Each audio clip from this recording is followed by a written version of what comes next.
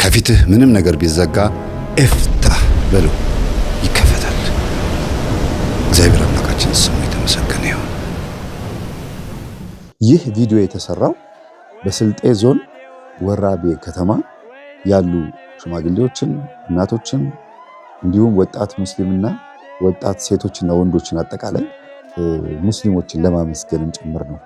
ምክንያቱም ከኢንተርቪው ትረዱታላችሁ ምን እየተባለ እንደሆነ ማንን የሚመለከት ኢንተርቪው እንደሆነ በዛውም ታዩታላችሁና እውነት ሰላማዊ የሆነ በጎ የሆነ ቪዲዮ ነው ብዬ አስባለሁ። እናት ቅድስት ቤተክርስቲያን ሀገር ናት ስንል ዝም ብለን አይደለም። ምን ማለት እንደሆነ ሁሉም ይረዳዋል፣ ሁሉም ያውቀዋል። ፊደልን ቀርጻ እንደገናም ደግሞ ህገ መንግስቱን፣ ፍትሐ ብሔሩን፣ ወንጀለኛ መቅጫ ህጉን አጠቃላይ ካላንደሩን ቀርጻ ሀገርን እያስተዳደረች ስለሆነ ነው እናት ቤተክርስቲያን የምትባለው። ሀገርም የምትባለው በዚህም አንጻር ነው እና ሁሉ ነገር የሚያምረው አገር ሰላም ሲሆን አይደል? ስለዚህ ለዚህ ሰላም መምጣት ምክንያትና አይዟችሁ ለማለት ምክንያት የሆኑ ሙስሊም ቤተሰቦቻችን በዚህ አጋጣሚ በተለይ ስልጤ ወራቤ ውስጥ ያላችሁ እግዚአብሔር ይስጥልን ለማለት ነው። ወደ ኢንተርቪው እንግባ። አሰልሙኛባ እንደምን ዋሉ አባታችን? እግዚአብሔር ይመስገን። ደህና ዋሉ? ደህና ነን፣ እግዚአብሔር ይመስገን። እንግዲህ እንኳን ደህና መጡ። በወራቤ ስልጤ ዞን አይደል? አዎ፣ ስልጤ ዞን ወራቤ ቅዱስ ሩፋኤል ደብረ ኃይል ቅዱስ ሩፋኤል አስተዳዳሪ። አዎ፣ እንኳን ደህና መጡ። እንኳን ደህና ቆዩ። አመሰግናለሁ አባታችን። ምን አካባቢ ነው ያለው ቤተክርስቲያን? የት አካባቢ ነው? ከዛ ስልጤ በየትኛው መስመር? ደቡብ፣ ሰሜን? ማዕከላዊ ኢትዮጵያ። ማዕከላዊ ኢትዮጵያ። አዎ፣ ክልል ስልጤ ዞን ወራቤ ከተማ ውስጥ ወራቤ ያለ። ከተማ ውስጥ። አዎ፣ እዛው ከተማ ውስጥ ነው፣ ከተማ አይደለም ማለት ነው። ከተማ ውስጥ ነው። እንግዲህ ብዙ ነገር እንሰማለን። በእርግጥ ያው ክርስትና ፈተና ነው አይደል አባታችን? እውነት ነው። እና ብዙ ነገር እየሰማን ነው። ደስ የሚለው ክርስትና በፈተና ውስጥ ሲሆን ቢሆንም ይሄ ትውልድ ፈተናን የሚቋቋም ነው አይደለም፣ እሱ እግዚአብሔር ነው የሚያውቀው። ግን ያው እሱም ሆኖ ፈተና ውስጥ ነው ያላችሁትና እስቲ ያለውን ነገር እየሰማን ስለሆነ እስቲ እርስዎንም ጠርቼ እንደዚህ ማናገር የፈለኩት ያለውን ነገር እንዲነግሩን ፈልገን ነው። ብዙ በሚዲያ በቲክቶክም በምንም ከእርሶ ከራስዎት ከእውነተኛው ነገር መስማት ፈልጌ ነው። እሺ መምህር አመሰግናለሁ። ጸሎትና እሺ አባታችን ችግር የለውም። እሺ በስመ አብ ወወልድ ወመንፈስ ቅዱስ አሐዱ አምላክ። የምህረትና የቸርነት ባለቤት አምላካችን ቅዱስ እግዚአብሔር ሆይ እቺን ዕለትና እቺን ሰዓት ባርከህና ቀድሰህ ስለሰጠህን እናመሰግናለን። አሜን። አገራችን ኢትዮጵያን በጽኑ ሰላም ጠብቅልን። አሜን። ለሰው ልጅ ሁሉ ሰላምን እዘዝልን። የሰላም አምላክ ሰላምን አጽናልን። አቡነ ዘበሰማያት ትምጻእ መንግሥትከ ከማሁ በምድር ሲሳየነ ዘለለዕለትነ ወሳኑ ይገነ ከመነነን ይንግለዛበስ አላድነን ነው ባላኑ ሁሉ ኮዝሞዚ ከይቲ መንግስት አይሮስ ባላኑ ሰላም ቅዱስ ገብርኤል መልአክ ወግዘቴ ማርያም ሰላም ለኪ ድንግል በሊናክ በድንግል በስጋኪ እግዚአብሔር ጸባኦት ሰላም ለኪ ብሩክት አንቲ እምአንስቱ ብሩክ ፍሬ ከርሥኪ ተፈሥሒ ፍስሕት ወምልዕተ ጸጋ እግዚአብሔር ምስሌኪ ሰአሊ ወጸልዪ ለነ ምሕረተ በፍቅር ወልድኪ ኢየሱስ ክርስቶስ ከመ ይስረይ ለነ ኃጣውኢነ ተማኅፀነ ብኪ በኃይለ እግዚአብሔር አብ። እግዚአብሔር ይፍታማ። አሜን አባታችን። እሺ መምህር፣ የወራቤ ደብረ ኃይል ቅዱስ ሩፋኤል ቤተክርስቲያን በማዕከላዊ ኢትዮጵያ ክልል በስልጤ ዞን በወራቤ ከተማ። ወራቤ ከተማ ማለት የስልጤ ዞን ዋና ከተማ ውስጥ የሚገኝ ደብር ነው። አንድ ብቸኛ ደብር ነው በእውነት። አዎ፣ በከተማ ውስጥ ቅዱስ ሩፋኤል ብቻውን ነው። አንድ ደብር ብቻ ነው ያለው። በሩፋኤል ስም ነው ወይስ አጠቃላይ በደብርነት? በቃ እንደ ከተማም እንደምንም አንድ ቤተክርስቲያን ነው ያለው። በእውነት አዎ፣ ይገርማል በጣም። አዎ፣ አንድ ቤተክርስቲያን ነው ያለው። የተመሰረተው በ1998 ዓመተ ምህረት ነው። 98። አዎ፣ በረከታቸው ይደርብን። ብፁዕ አቡነ መልከ ጼዴቅ አዎ፣ የቀድሞ ማለት ነው። እሳቸው የሀገረ ስብከቱ ሊቀ ጳጳስ በነበሩ ሰዓት የተመሰረተ ደብር ነውና በቦታው ላይ ነው ማለት ነው። 20 ዓመቱ ነው።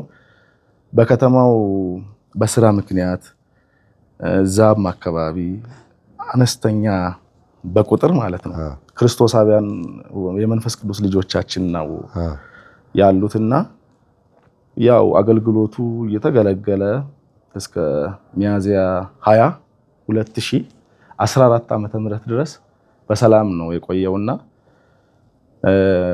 ሚያዝያ 22 2014 ዓ.ም ጎንደር አካባቢ የእስልምና እምነት ተከታይ ወገኖቻችን ተጽዕኖ ደርሶባቸዋል፣ ተጎድተዋል በሚል ሰላማዊ ሰልፍ ተወጥቶ ነው ወደ አመጽ የተቀየረው። ኦኬ እሺ። ይሄ አሁን ቂም ለማስተላለፍ አይደለም። ያው ሐሳቡን የቃጠሎ ምክንያቱን ለመናገር ነው እንጂ ተቃጥሏል። ቅዱስ ሩፋኤል ቤተክርስቲያን የቃጠሎ አደጋ ደርሶበታል። የመጀመሪያው የቃጠሎ አደጋ ደርሶበታል። እንዳልኩ ቂም አይደለም፣ ለትውልድ አይጠቅምም ቂም አይጠቅምም። ግን ይሄኛው ምክንያቱ ይቅርታ ነው ለትውልድ ማስተላለፍ ያለብን። ዛሬ የምንመለከታቸው ጥፋቶች፣ ጉዳቶች፣ ውድመቶች የቂም ትርክት ውጤቶች ናቸው። ለሀገርም የሚጠቅመው ይቅርታን ነው ማውረስ። ይቅርታ ነው ትውልድ መውረስ ያለበት። በምንኖረው ህይወት አንዳንድ መተላለፎች ሊኖሩ ይችላሉ፣ ግን ይቅርታ ነው ለልጅ መነገር ያለበት። እኛ እናልፋለን፣ ትውልድ ይቀበላል። ሃይማኖትንም ሀገርም ከአባቶቻችን የተቀበለ። ስለዚህ ትውልዱ ይቅርታን ነው ተቀብሎ ማለፍ ያለበት። በነገራችን ላይ መምህር 4 ቤተክርስቲያን ነው የተቃጠለው። በእውነት እንደ ዞን 4 ቤተክርስቲያን ነው የተቃጠለው። 2ቱ መልሶ ግንባታ ተደርጓል። 2ቱ ማለት ነው መልሶ ግንባታ ተደርጓል። የተቃጠሉት የሳንኩራ ንቡ ገብርኤል ጀጀቢቾ ጻድቁ አቡነ ገብረ ክርስቶስ በእንትን በቪዲዮ ማሳይቶኛል። ቂልጦ ፍኖተ ሎዛ እና ወራቤ ደብረ ኃይል ቅዱስ ሩፋኤል የቃጠሎ አደጋ የደረሰባቸው እና እንዳልኮት ሰልፍ ነው ተወጥቶ ወደ አመጽ የተቀየረው። እነ ኤጌላ ያቃጠሉት ማለት አልፈልግም አይባልም። እንደ ማህበረሰብም እንደ ሃይማኖትም እነ ኤጌላ ያቃጠሉት ማለት አልፈልግም። የሆነ ጥቅመኞች የፖለቲካ የሆነ ተገናርጎ ግጭቷን ሰላም የነበረውን ፍቅር ያለውን ማህበረሰብ እነ ኤጌላ እንዲያደርጉት ለማስባል ተደርጓል ሆኗል። ያው የቃጠሎ አደጋ ሚያዝያ 22 2014 ዓ.ም ደረሰ። በጣም ወራቤ ላይ ላሉ ክርስቲያኖች የፈተና ጊዜ በጣም ከባድ ነበር። የአራት ቤተክርስቲያን ቀላል አይደለም። እንደ ዞን ነው 4 ቤተክርስቲያን እንደ ዞን። እናት አባት ቢሞት በሀገር ይለቀሳል። ሀገር የጠፋለት ወዴት ይደረሳል ነው አይደል? በጣም ትክክል። ቤተክርስቲያን ደግሞ ሀገር ናት። የሀገራችን ጠቅላይ ሚኒስትር ይሄን ንግግር ተናግረውታል ሲባል በደንብ ሰማለሁ። አባቶቻችንም ይጠቅሱታል። ብዙ ሊቃነ ጳጳሳት ይሄን ነገር ሲያወሩ ሰማለሁ። የኢትዮጵያ ኦርቶዶክስ ተዋሕዶ ቤተክርስቲያን ሀገር ናት ብለው የሀገራችን ጠቅላይ ሚኒስትር ተናግረዋል ብለው አባቶቼ ሲያወሩ ሰማለሁኝና ሰው ሲከፋው ቤተክርስቲያን ነው መጥቶ የሚያለቅሰው አይደል? በጣም ይገርማል። ቤተክርስቲያን ሲከፋት ግን በጣም ከባድ ነው። ወደ እግዚአብሔር ቢሆንም መጸለያ ቦታው ነው ራሱ ነው። በቃ ህዝቡ እኮ መጽናኛው ነው። ቦታው ነው መጥቶ ከአምላኩ የሚገናኝበት፣ ሲከፋው ብሶቱን አውርቶ ተጽናንቶ የሚመለስበት ቦታ በአይናቸው እያዩ ልጆቻችን ጉልላቱ በሳት ቃጥሎ ሲወርድ የነበረው ድባብ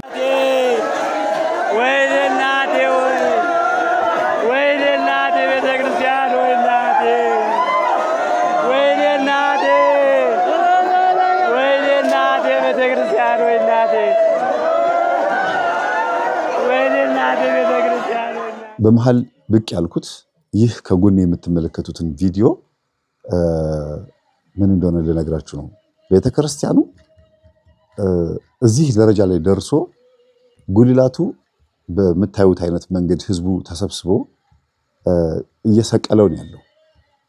ግን ይህ ከመሆኑ በፊት አንድ የሆነ በጣም አንጀት የሚበላ ቪዲዮ አለ። እስቲ ይሄን ቪዲዮ እዩት። አለቃቀሱ አያሳዝንም? ወየው እናቴ ተብሎ በሚጮህበት፣ ወየው እናቴ ተብሎ በሚለቀስበት አንደበታችን ወየው ቤተክርስቲያን ብለን ስናለቀስ በጣም ያሳዝናል። ግን ይሄ የሆነው በሰላማዊው በሙስሊሙ ማህበረሰብ ምክንያት አይደለም። ህዝቡም እያለቀሰ ያለው ቤተክርስቲያን በመቃጠሏ እንጂ እገሌን ያቃጠለውም ማለት ነው። ግን ብዙ ጊዜ በሀገር ውስጥ ያሉት ሽማግሌዎች፣ ጨዋው ህዝብ፣ አብያተ ክርስቲያናትም ሌሎች መስጊዶችም ለፖለቲካ ፍጆታ ሲባል ወይም ለአንዳንድ ትኩሳት ሲባል እንደዚህ ምክንያቶች ይሆናሉና ታች ያለው ማህበረሰብ በሆነም ባልሆነም ይጎዳል። ግን እኛ እሱን አይደለም ማሰብ የምንፈልገው። በዚህ ልክ የፈረሰችውን ቤተክርስቲያን ግን እንደዚህ ተሰርታለች ለማለት ነው። ማህበረሰቡም አግዟል፣ ረድቷል። የከተማዋ ከንቲባም ጭምር ሳይቀር አጽናንቷል። አባቶችም፣ የሽማግሌ ሰፈር ሽማግሌዎችም፣ ጳጳሳትም በሙሉ በዚህ ነገር የማይደገም ስህተት፣ ታሪካዊ ስህተት ተብሎ እስኪነገር ድረስ ሆኗል። ግን እነዚህ ቪዲዮዎች የሚያሳዩት ሁለት ነገር ነው። የህዝቡን ፈጣሪን የመፈለግ ህዝቡ እግዚአብሔርን የማምለክ ፍላጎት፣ ጨዋ ሆኖ የመኖር ፍላጎትን የሚያሳየው ወይኔ ቤተክርስቲያን ወይኔ ቤቴ ሲል እኮ ፈጣሪውን የሚያገኝበት ቦታ ስለሆነ ነው። ግን በእኛ ዘመን ብቻ አይደለም ይሄ የሆነው። ባለፉት ብዙ ዓመታት ዘመናት በሺህ ወደኋላ ብትሄዱ ይሄ ሁሉ እየሆነ ነው የመጣውና ዛሬ እኛ ጋር እንደተፈጸመ ብቻ አድርገን ማሰብ የለብንም። ግን ከኛ የሚጠበቀው ሁለት ነገር ነው። በእኔ ዘመን እንዲህ ከሆነ ከኔ የሚጠበቀው ምንድን ነው? እኔ አካባቢ ያለው ቤተክርስቲያን ምንም አልሆነም። ከዛም አልፎ ተርፎ ምናልባት አብያተ ክርስቲያን ውስጥ ያሉት አባቶች በሰላም ነው ያሉት። ምናልባት ቢጣሉ እርስ በርስ በሌላ ነገር ሊጣሉ የሚችሉት። ግን እንዲህ አይነት ቦታ ስናይ ምንድነው ድርሻችን ሲባል አንድ የፈረሰው መገንባት አይደለም። ሁለተኛ ነገር ደግሞ ማጽናናት ነው የሚጠበቅብን። እኔ እንደዛ ነው ማስበው። እስቲ ወደ ኢንተርቪው እንመለስ። ለማስቀደስ ስደት ዳሉቻ የሚባል ከተማ አለ። ጉልባረግ፣ ቡታጅራ ለመቁረብ ስደት፣ ቁርባን ለመቁረብ አዎ፣ ሌላ ቦታ ሄደው ሌላ ከተማ አንዲት ቤተክርስቲያናቸው ተቃጥላባቸው የት ይሄዱ?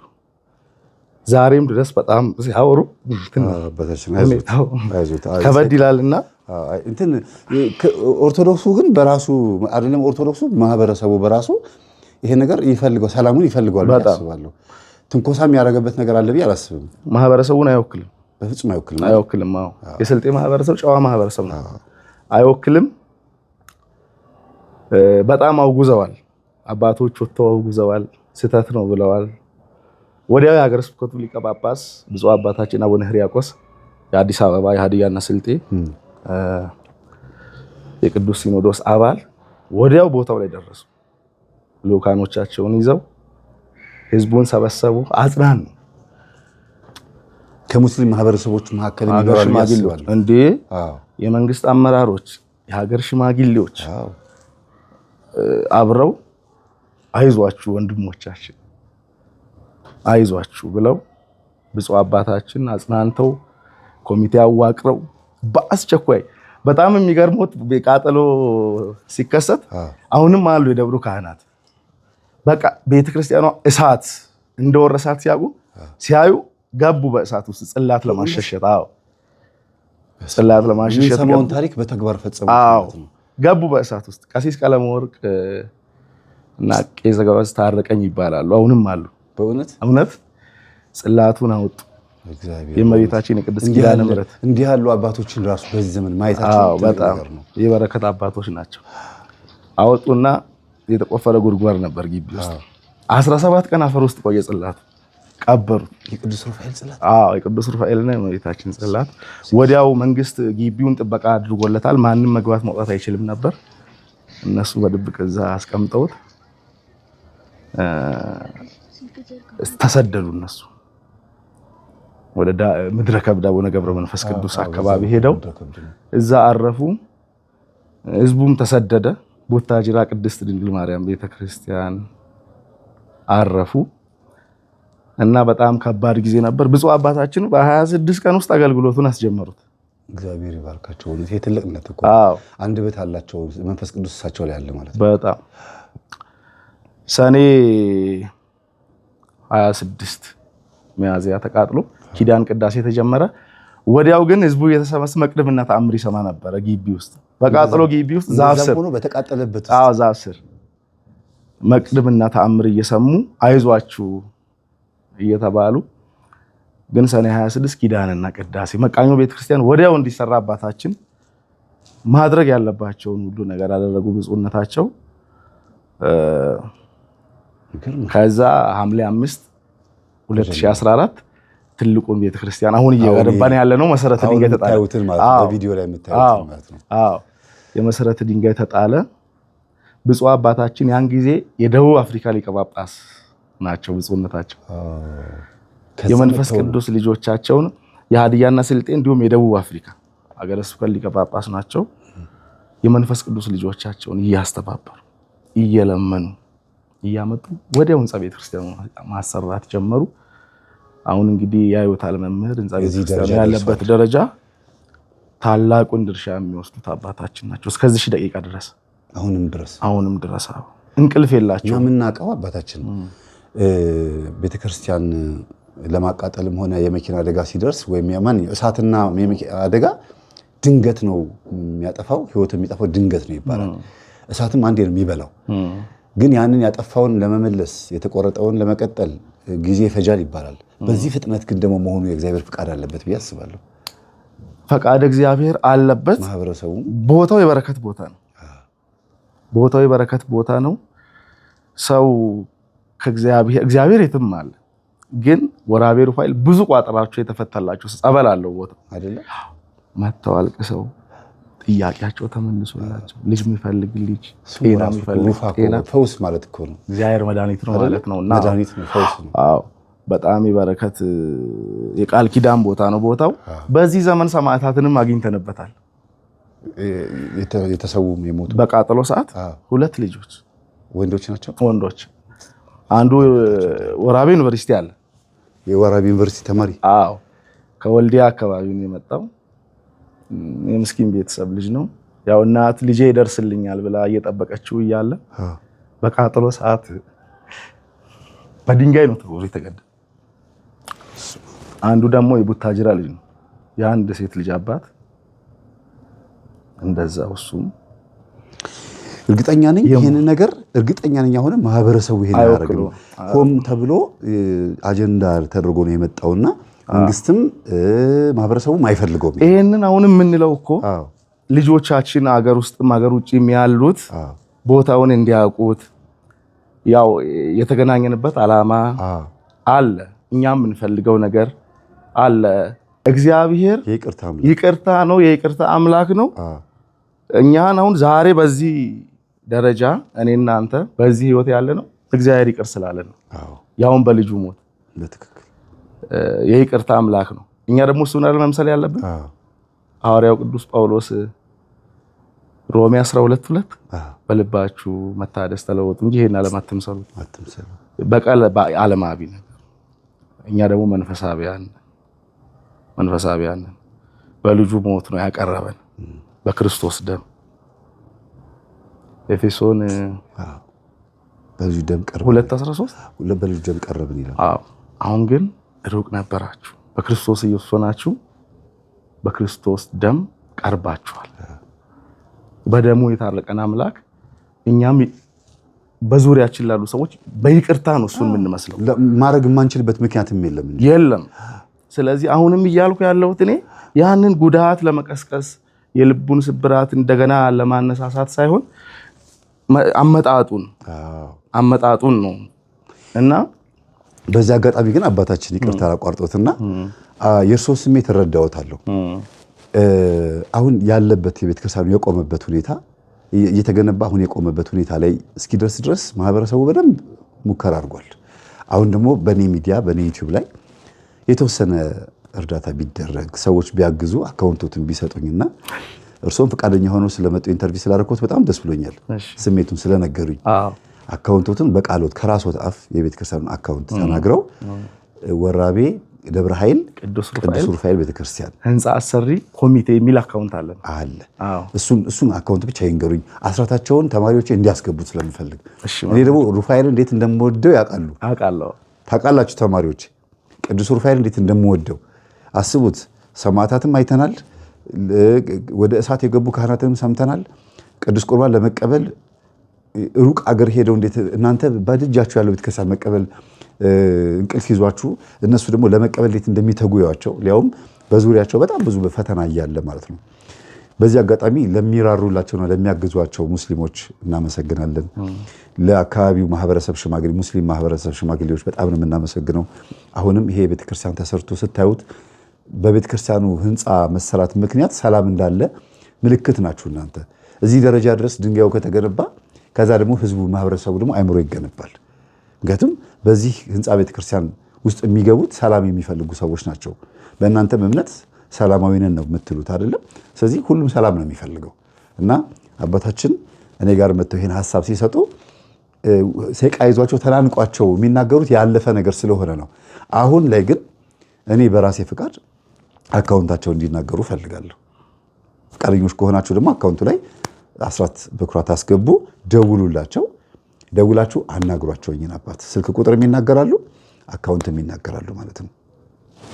አባታችን እስቲ ንገሩን እስቲ እባክዎት ፈቃዶት ከሆነ 1000 እሺ 48 17 11 8 04 አዎ ይሄ ኮሚቴው ነው፣ ህንጻ አሰሪ ኮሚቴ። የእሱ ደግሞ ስሞት ማን ነው? ሙሉ ስሞት? መላከ ምህረት እሺ አባሳ ኃይለ ማርያም መኮንን። እሺ ስልክ ቁጥሮትን ደግሞ 09 እሺ 16 90 85 05 አዎ በእውነት በጣም ነው የማመሰግነዎት። አሁን ባለንበት ጊዜ እንዲህ ያለ ፈተና ያለበት ቦታ ላይ ሆኖ ክርስትናን መግፋት በጣም ዋጋ የሚያሰጥ ነው። እኛ ከእንቅልፋችን ተነስተን እንደው 12ም 21ም ሰግደን አጠገባችን ያለ ቤተ ክርስቲያን ሄደን ጸበል ተጠምቀን አስቀድሰን ወደ ቤታችን ለመምጣት የሚያሰንፈን የስጋ ፈቃዳችን ነው። እናንተ ጋር ግን ከዛ ቀጥሎ ደግሞ ሌላ ፈቃድ ደግሞ አለ፣ ከባድ ነፃነታችሁን የሚከለክል ብዙ ነገር ቢኖርም ግን እግዚአብሔር ደግሞ ያሳካዋል ብዬ አስባለሁ። አባታችን አይዞት፣ ሆድ አይባሶት። እሺ አዎ ጥርሶት ፊቶት እንደምንም ብለው እንትን እያሉ ነው፣ ግን እንትኖትን ተቆጣጠሩ። አባታችን አይዞት። እሺ እውነት በጣም የተለየ ጊዜ እንደሚመጣ ተስፋ አደርጋለሁ። ቀጣዩን ጊዜ እግዚአብሔር ከፈቀደ መጥቼ ደግሞ እዛው እናንተ ደብር ደግሞ ቅዱስ ቁርባን እንቀበላለን ከልጆቼ ጋር። እግዚአብሔር ይፍቀድልኝ መምህር። አይዞት። እሺ እርሶን ስለጋበዝኩ በጣም ነው ደስ የሚለኝ። የሚያስተላልፉት መልእክት ካለ በመጨረሻ ላይ ማስተላለፍ ይችላሉ። እኔ ማስተላለፍ የምፈልገው መልእክት እንደ ሀገራችንን ሰላም ያርግልን ነው። አሜን አባታችን። እንደ ከተማችን ደግሞ የደብራችን ክርስቲያን ምስኪን አይዞት በብዛት መንግስት ሰራተኛ ነው ከተማ ውስጥ ያለው እና ተማሪ የዩኒቨርሲቲ ተማሪ በስራ ምክንያት የመጡ ናቸውና ቋሚ ማህበረሰብ ብዙ የለም፣ ተሰዱ በብዛት። ምን ያህል ህዝብ ነው ያለው? እስቲ ነው በትንሹ እንኳን በጣም ጥቂት ነው ማለት ነው እኮ። ቤት ያላቸው ከተማ ውስጥ 10 ኦርቶዶክሳውያን ቤት ያላቸው በብዛት ተከራይተው በስራ ምክንያት የመጡ ናቸውና በዛ ልክ ነው ይለፋሉ። በጣም ለራሳቸው የሚሉት ነገር የለም። የሆነ ከቀን ቀን ቤተክርስቲያኑ የሆነች ነገር ተለውጠው ሲያዩ ይጽናናሉ በጣም እና አይዟችሁ ነው የምላቸው እኔ ልጆቻችን፣ አይዟችሁ በርቱ እላቸዋለሁ። በውጪ በሌላ ቦታ ደግሞ ያሉትን አግዙ። የትልቁ መጽናናት ለልጆቻችን ቤተክርስቲያን አብባ ማየት ነው የሚፈልጉትና ለሩፋኤል ልዩ ፍቅር ነው ያላቸው። የወራቤ ክርስቶሳውያን ልጆቻችን የኔ ሩፋኤል ነው የሚሉት፣ ሁሉም የኔ ሩፋኤል እያሉ ነው የሚጠሩትና መምህር ይገርሞታል። የሀገር ስብከታችን ስራ አስኪያጅ መልአከ ሕይወት ቀሲስ ንጉሴ ባወቀ ይባላሉ።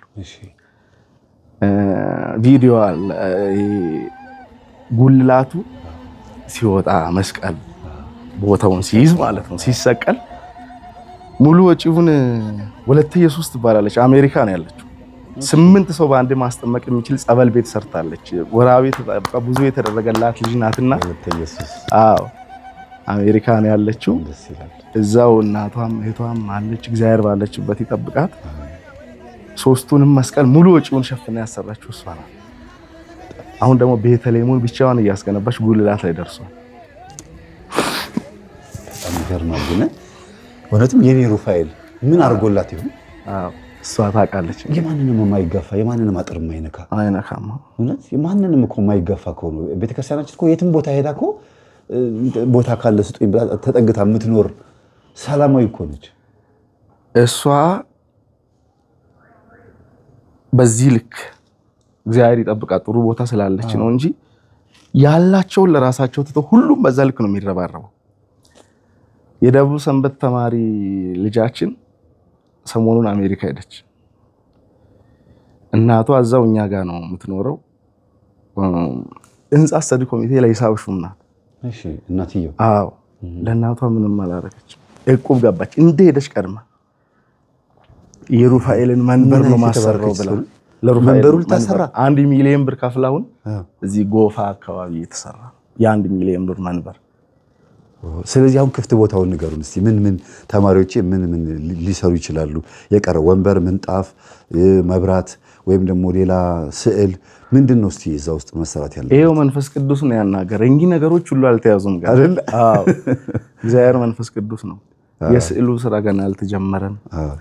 ኮርኒስ አሁን ውል ገብተን እግዚአብሔርን አምነን ፓርኬ ይባላል 1 ሚሊዮን 700 ሺህ ብር ነው አካውንታችን ላይ 200 ሺህ ብር ነው ያለን። ይሄን ህንጻ ቤተክርስቲያን እየሰራን በቃ ሂዱ ብለው ነው። ኢንጂነር ሰለሞን ይባላል ቴክኒክ ኮሚቴ ነው። በዚህ አጋጣሚ ማንም እገሌ የሚባል ነገር የለም። ሁሉም በተሰጠው ጸጋ በገንዘብ በእውቀት በጸሎት ጊዜያቸውን በመስጠት ድንጋይ ሲሸከሙ ድንጋይ እንዲህ የተሸከሙ ቪዲዮዎች አሉ። በዛ ላይ ሙያቸው ባልሆኑ ሰዎች መተው በቃ ያግዛሉ። ሁሉም ያግዛሉና ከኢንጂነር ሰለሞን ጋር ህንጻ ሰሪ ኮሚቴው ስራው ቆመ 15 ቀኑ ነው። ኦኬ በብር እጥረት ነው። አዎ ሰሞኑን 1 ሚሊዮን 700 ሺህ ብር እዳ አለብን። አሁን ለፋሲካ 1 ሚሊዮን 700 ሺህ ብር። አዎ ለፋሲካ እዳ ነው። ፓርኬ ኦኬ ፓርኬ። አዎ በብድር ላይ የተሰራው በቃ በውል አዎ ካህን ናቸው የሚሰሩትም። በኃላፊነት ወስደው ሰርተውት ነው። እዳ ነው ማለት ነው። አዎ ተስፋ ስላሴ የሚባል ደንብ የሚረዳና ሐዋሳ ላይ ያለ ልጃችን አለ። እሺ ማስጀመራውን እሱ ነው 600 ሺህ ብር ከፍሎ ያስጀመረው። እኔም ደግሞ ተስፋ ስላሴ ነኝ። እንግዲህ በተሻለ መጠን ተማሪዎቼ እንደሚያግዙ ተስፋ አደርጋለሁ። አዎ ተስፋ ስላሴን እግዚአብሔር ይጠብቀው። አሜን። እስካሁን ከሚሰራው ካለው ነገር ላይ ከ2 ሚሊዮን ብር በላይ ረድቷል። ቦታውን ግን መጥቷል አይደለም እንዲ በእውነት በእምነት ብቻ ነው። በእምነትና በስልክ በሚሰማው በቃ ወራቤ ሲባል በሚሰማው ባለቤቱንና ልጆቹን ይዞ ሰሞኑን ሊመጣ ነው። ፕሮግራም አለው መጥቶ ሊያይ ህዝቡን ሊያይ ደብሩን ሊያይና አሁን እኔ መልእክት አስተላልፉ ነው የተባልኩት። ምኑን ከምኑ አድርጌ ላስተላልፍ? ሁሉም ይመሰገን ነው።